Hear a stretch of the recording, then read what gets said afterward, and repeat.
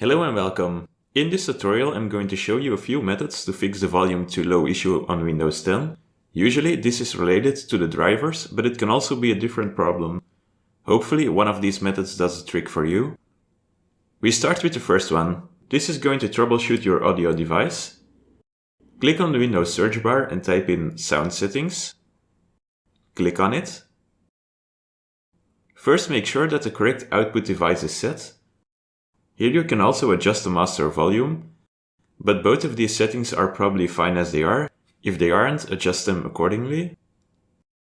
Below master volume, you have the option to run a Windows 10 troubleshoot on your audio device and settings. Click on it. If you have more than one audio device, you need to select the one that you want to troubleshoot. Usually this is going to be a Realtek device. Click on Next. Once it is done, Windows 10 might have found the proper fix. It's possible that you need to continue for a short bit in the troubleshooting menu. So in general, it's a good thing to go along with what the troubleshoot suggests. In my case, there is a suggestion to open audio enhancements, so I'll click yes to continue. Basically, Windows 10 is going to play a few test sounds with the audio driver as it is now. After this, you rate the volume levels. If the volume is bad or too low, you can select the option to reinstall the audio driver, but the suggestion can be different for you. Hopefully this was enough to fix your audio issue. If not, we have a few other methods to try. With the second method, we stay in the Sound Settings menu. Click on Sound Control Panel on the right side of the Settings menu. This opens a new window. First we want to check the Communications tab. Sometimes this is set to reduce the volume of other sounds by 80 or 50%. This can cause issues with your audio in general and be the source of the volume too low problem. Change this to Do Nothing and click on Apply. Next, switch to the Playback tab. Select Speakers and click on Properties. A new window opens. Click on the Advanced tab. Here you want to make sure that the default format is set to the highest settings. Click on the drop-down arrow and change the settings. If it was already set on the highest level, you can try changing it to the second highest setting.